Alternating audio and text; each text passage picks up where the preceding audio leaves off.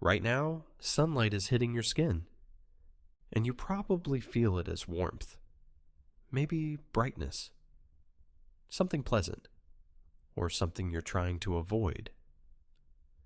But what's actually landing on your skin is a stream of energy that traveled about 150 million kilometers, roughly 93 million miles, to get here. And only some of it is light your eyes can see. Hidden inside that stream are wavelengths called ultraviolet rays. You can't see them. You can't feel them, at least not at first. But at the molecular level, inside your skin cells, they're doing something you really should know about. This is the story of what sunlight is doing to your skin, how sunscreen protects it, and why a single application doesn't last all day. Ultraviolet radiation isn't one single thing. It comes in different wavelengths, and those wavelengths behave very differently when they reach your skin. The first type is UVB. These are shorter, more energetic rays, and they mostly hit the outer layers of your skin. UVB is what causes sunburn. It's fast, it's obvious, and your skin tells you about it within hours. The second type is UVA. Longer wavelength, lower energy per ray, but they penetrate much deeper into the skin. UVA doesn't burn you quickly.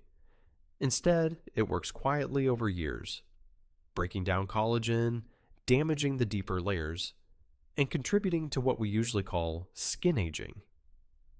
Here's the part most people don't know. UVB is stronger at causing burns, but it makes up a much smaller fraction of the UV that actually reaches the ground. UVA is weaker, ray for ray, but it's about 95% of the UV that actually reaches you. And unlike UVB, it's still there on cloudy days and can pass through ordinary window glass. So when you think about sun protection, there are really two different problems to solve: a fast, visible one, and a slow, invisible one.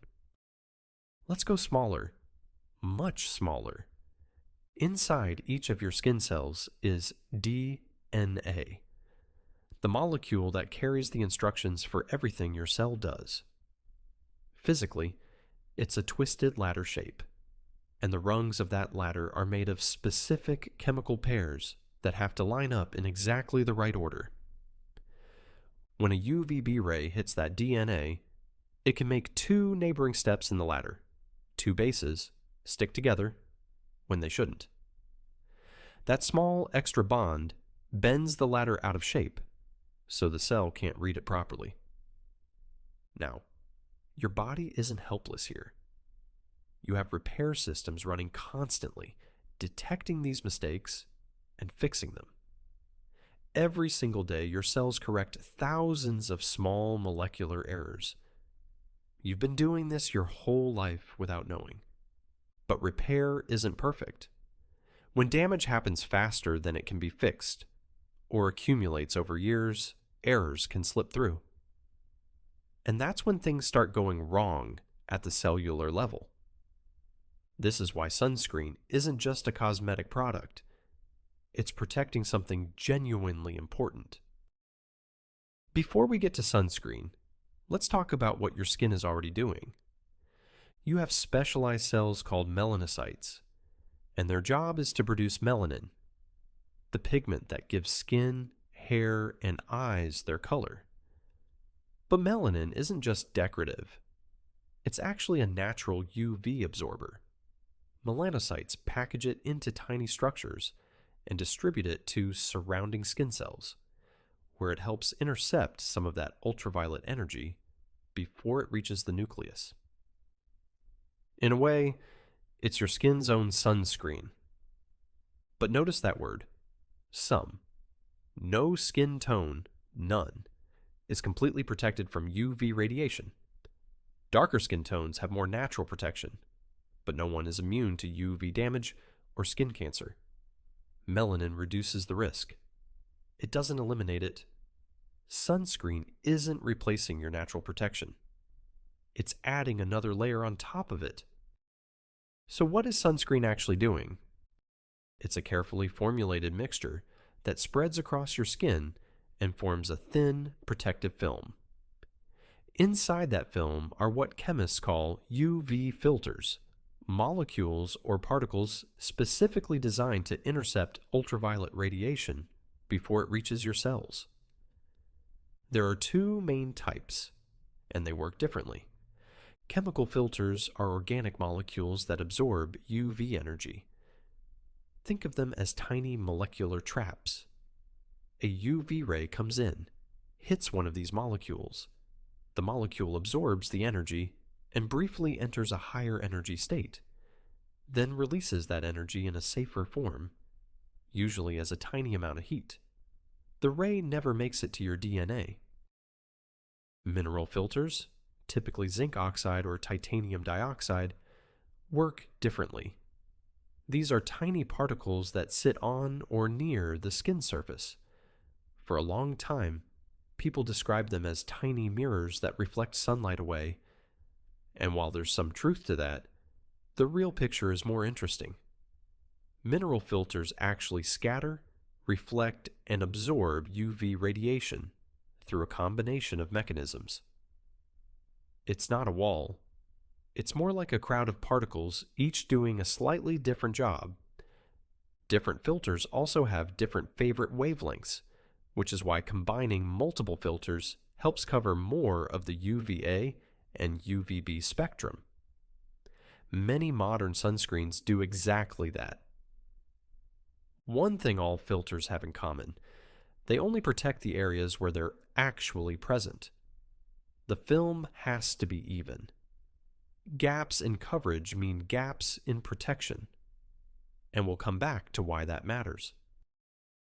Now let's talk about SPF, because that little number on the bottle doesn't mean what most people think it does. SPF stands for Sun Protection Factor, and it's measured under carefully controlled laboratory conditions, where sunscreen is applied evenly across the skin. The numbers also don't work the way many people imagine. Going from no sunscreen to SPF 30 blocks about 97% of UVB radiation.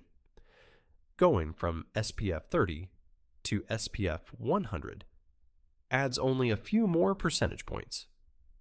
The biggest improvement comes from wearing sunscreen at all, but there's another important detail. Those laboratory tests also use much more sunscreen than most people actually apply.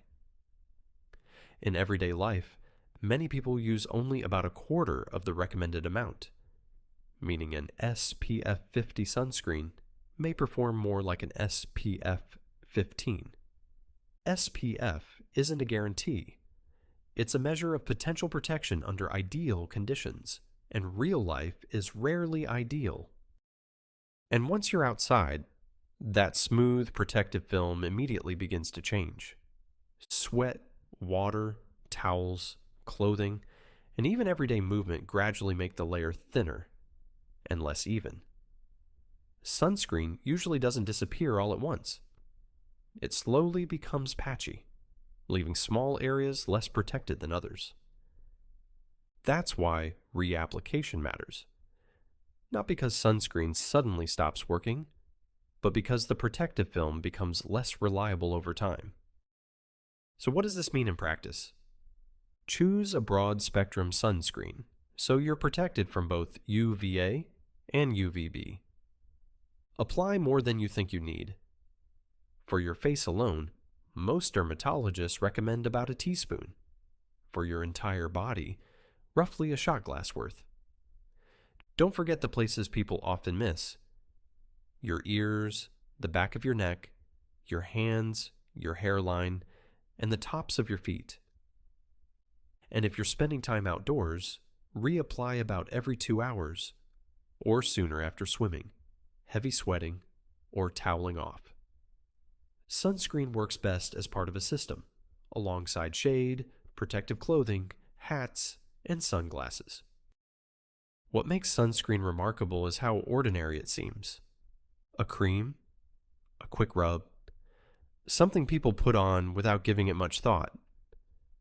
But what it's actually doing is intercepting radiation that traveled 150 million kilometers from the surface of the sun in that final fraction of a millimeter before it reaches your DNA.